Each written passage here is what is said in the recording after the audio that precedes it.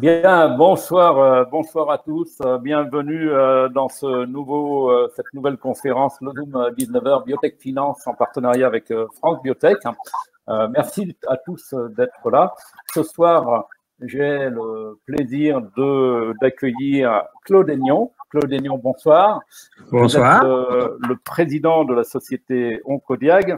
Alors, avant de présenter Oncodiag, on parle beaucoup du diagnostic ces temps-ci. Il y a une filière qui est en train de se structurer à la demande du CSF en France qui s'est rendu compte qu'il y avait des richesses formidables dans notre pays du côté du diagnostic et que finalement, elles n'étaient pas assez valorisées.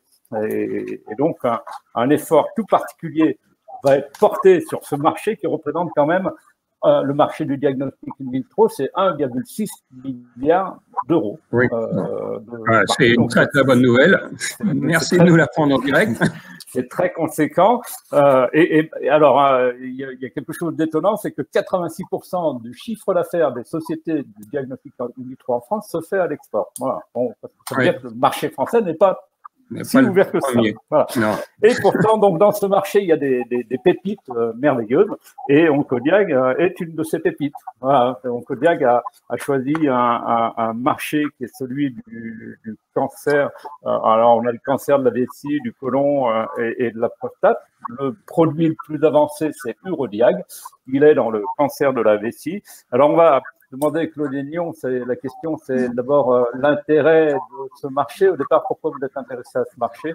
Et ensuite, on va plonger effectivement dans le diagnostic lui-même, savoir qu'est-ce qu'il apporte de plus par rapport à l'existant. Je vous laisse la parole et je vais vous la couper de temps en temps. Écoutez, la raison de commencer par ce cancer, c'est surtout une rencontre de professeurs qui ont fait un énorme travail de collecte d'échantillons de patients échelonnés sur beaucoup d'années. Et le cancer de la vessie, c'est un cancer un petit peu qui a assez peu de diagnostic. Le principal diagnostic est un examen un peu désagréable, invasif, qui s'appelle une cystoscopie. Ça consiste à rentrer dans les voies naturelles pour examiner la vessie. Et le cancer de la vessie, c'est l'un des cancers aussi, l'un des plus récidivants de tous les cancers, 80% de récidive. Donc, c'est vraiment un cancer qui entraîne un besoin très fort de surveillance. Et le test que l'on fait, c'est un test de surveillance.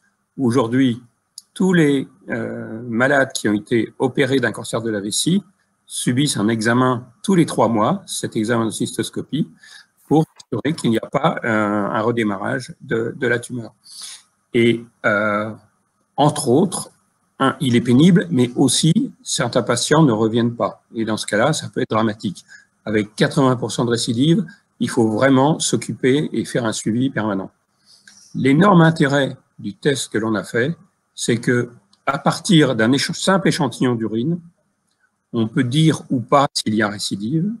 Et à ce moment-là, s'il n'y a pas récidive, on évite une cystoscopie. S'il y a récidive, évidemment, on va faire une cystoscopie pour aller voir et ensuite traiter le patient. Le gros intérêt est la simplicité et l'absence de douleur et également un coût pour le système de santé relativement plus faible. Mais la chose numéro 1 dans ce cancer, c'est évidemment le fait qu'il est non invasif et que donc le patient n'a aucune raison de refuser de faire ce suivi.